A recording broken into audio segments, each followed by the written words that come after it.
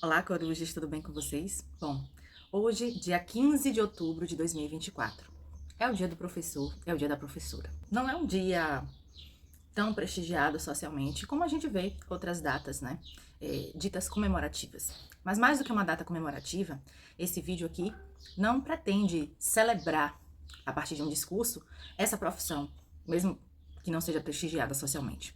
A ideia desse vídeo é refletir socialmente, não apenas no nicho educadores e educadoras, mas globalmente em sociedade, alunos, alunas, pais, mães, representantes de outros segmentos sociais. Refletir sobre como nós podemos valorizar essa profissão, uma vez que a gente já sabe, né, que não é das profissões mais prestigiadas. E no momento nós encontramos inúmeros desafios. Então nós temos muito mais o que pensar, o que dialogar, do que celebrar de fato, né? Essa é uma questão que me pega muito porque eu fico pensando, temos o que celebrar? Primeira coisa, se não tivermos o que celebrar, também não tem motivo para estar, né, aqui. Então, o primeiro ponto que eu queria dizer é que temos sim o que celebrar, mas aquilo que nos desafia, né, é muito maior do que os motivos de celebração, infelizmente. E, obviamente, que eu não venho aqui fazer isso sozinha. Eu trago Paulo Freire junto comigo. Essa é uma das obras de Paulo Freire que eu mais gosto, né? Que é Professora Sim, Tia Não. Cartas a quem ousa ensinar. Eu recomendo a leitura desse livro a todos os professores e professoras, né? Justamente por ele trazer uma reflexão num campo muito sólido, né? Não um campo utópico, não um campo de uma docência, de fazer a educação sobre um viés fantasioso, mas muito no viés de chão de sala de aula, no viés de possibilidades, né? Daquilo que é possível a gente fazer dentro da conjuntura que a gente tem hoje de educação.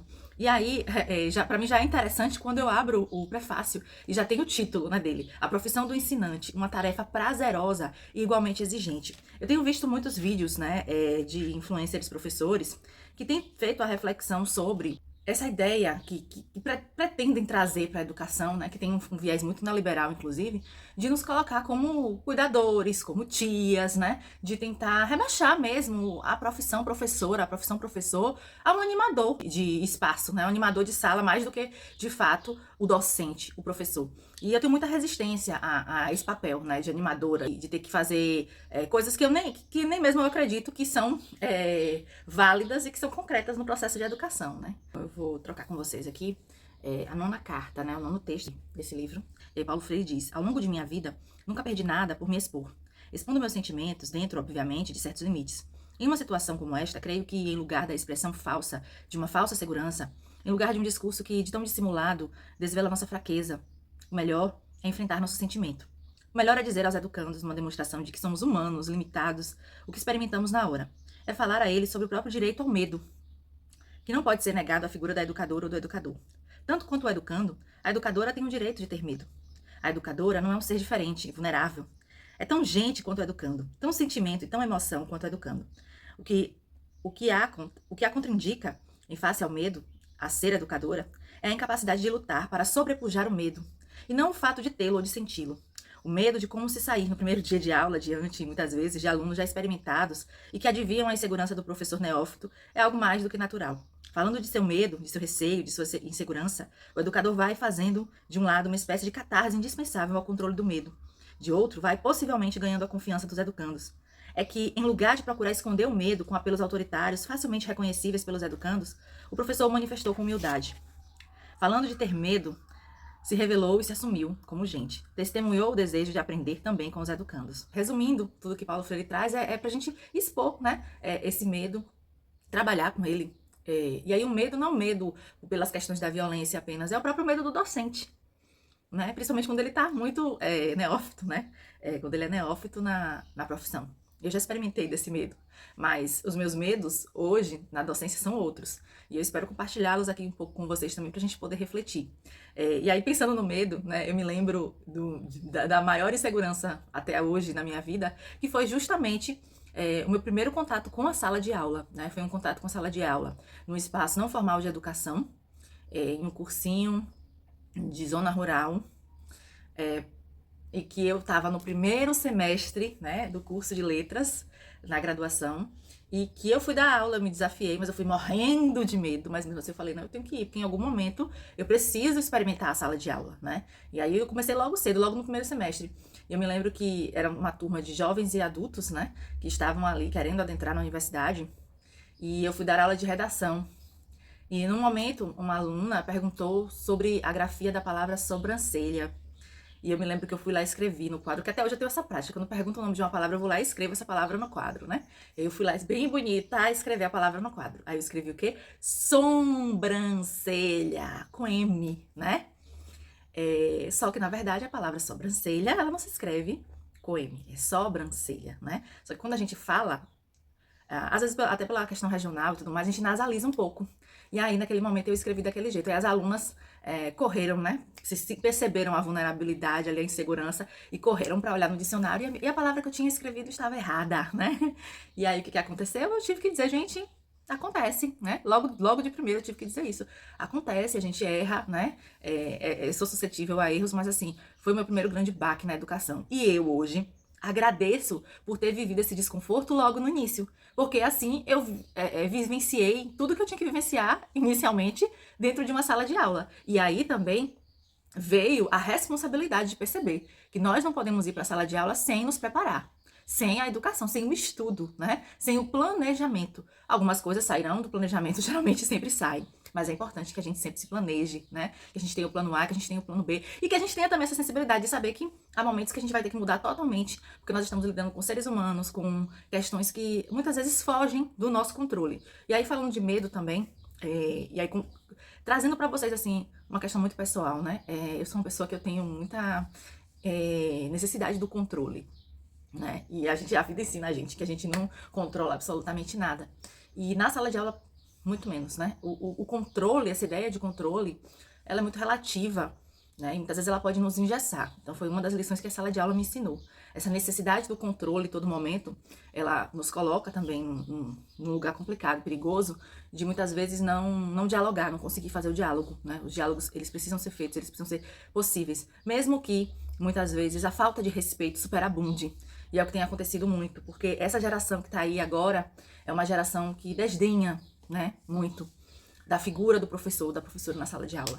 Porque hoje se criou um imaginário de que a gente vai pra internet e acha tudo. Então a figura do professor e da professora muitas vezes se torna dispensável, né? E todo momento questionável. Então é um desafio grande a gente poder compreender isso e observar e ser autoridade sem ser autoritário. É uma coisa muito difícil, principalmente nesse processo de controle. Por quê? Porque para nós, né, quando a nossa autoridade é questionada, como a gente foi ensinado, é mais fácil ir pelo caminho do autoritarismo, inclusive. Então são experimentos, né? São vivências que a gente tem na sala de aula que vão ensinando a gente. Porque a ideia também é de que o professor, ele não só ensina, mas ele também aprende. E é isso que a gente precisa. E tentando finalizar, né? Como a sociedade, de modo geral, pode se ajudar, né? Eu acho que não é colocar nos ajudar enquanto professores e professoras, porque nós somos parte dessa sociedade. Mas como a sociedade pode se ajudar, né, a transformar essa profissão professor em uma profissão que venha ter mais valorização social, né, e contribuir também com esse processo de valorização junto aos alunos e alunas dentro da sala de aula.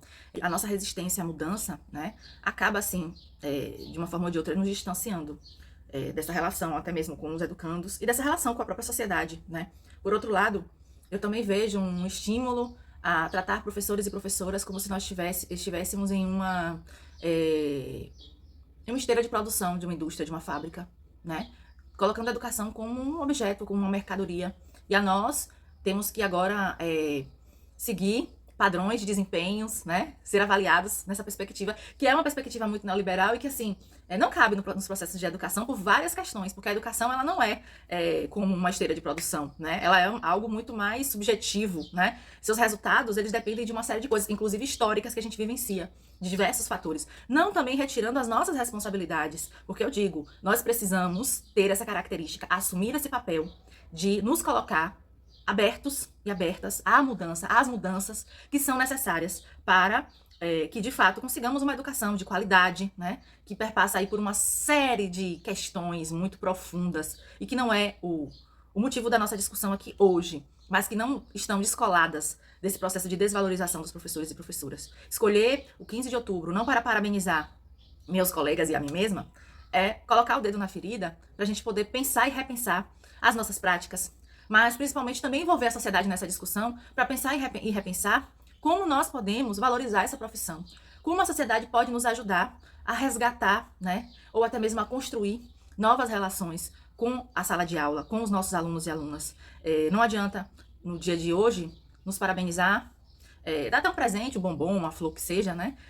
Se nos outros dias, né, a gente continua com essa dicotomia, com essas guerras, com essas lutas. E quando eu digo guerras, eu estou trazendo não a guerra bélica, né? Mas a guerra de até mesmo colocar os professores e professoras muitas vezes como inimigos da sociedade, inimigos da família, né? E a gente escuta muito isso. Enfim, que a gente entenda de uma vez por todas qual é a função, o papel, a importância que tem um professor e um professor, não só para os alunos e alunas, não só para a escola, para a sala de aula, mas para a sociedade em geral. E aí, talvez a gente encontre pontos de convergência e momentos de diálogos que possam nos ajudar a sair dessa situação que nós vivenciamos neste momento, né? Que é esse processo de distanciamento, de não escuta, de desvalorização. Eu estou repetindo o tempo todo isso porque realmente é algo que a gente precisa vivenciar. E a nós, professores e professoras, eu quero deixar a palavra-chave testemunho, porque é isso que a gente precisa muito, né? Que o nosso exemplo arraste, que nós possamos pensar em não metodologia, mas metodologias, práticas, ações, teorias, que a gente possa se capacitar, nos prepararmos cada vez mais para esses desafios que estão aí.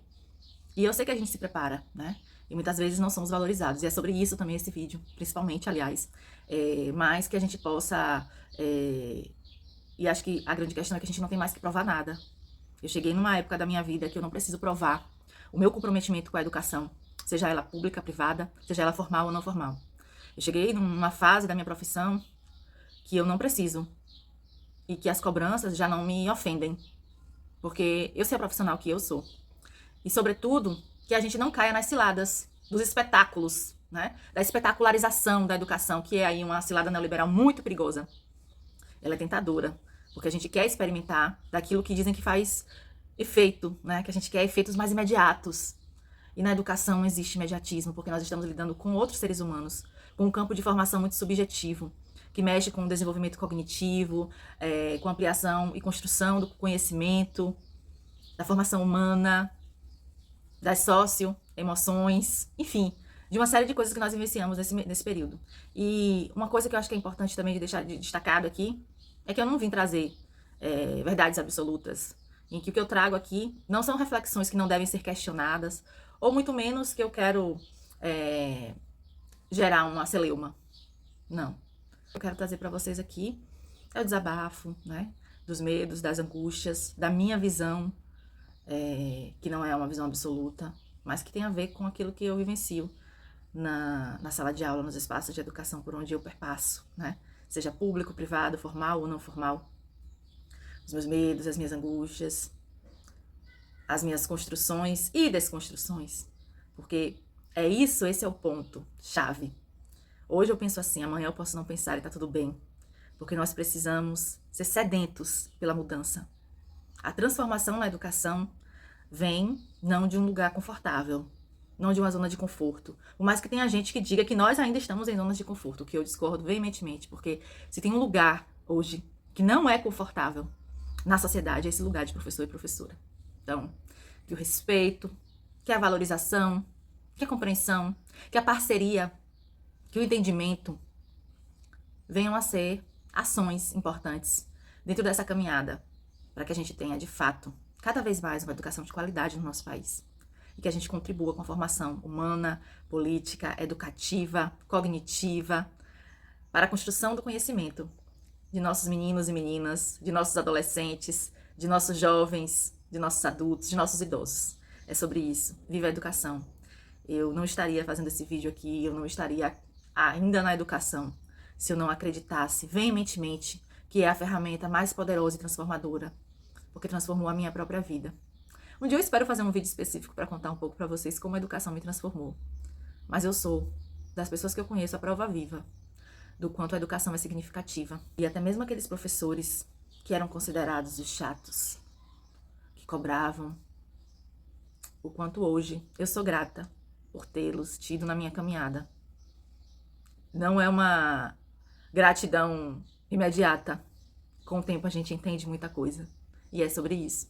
Aproveito, inclusive, para dizer o quanto sou grata a todos os mestres e mestras que passaram pelo meu caminho e transformaram a minha vida através da docência e através da educação. E eu espero, e todo o meu compromisso diariamente é que eu seja uma ferramenta também de mudança e de construção de conhecimento na vida dos meus alunos e alunas. Um abraço a todos e todas. Tchau, tchau.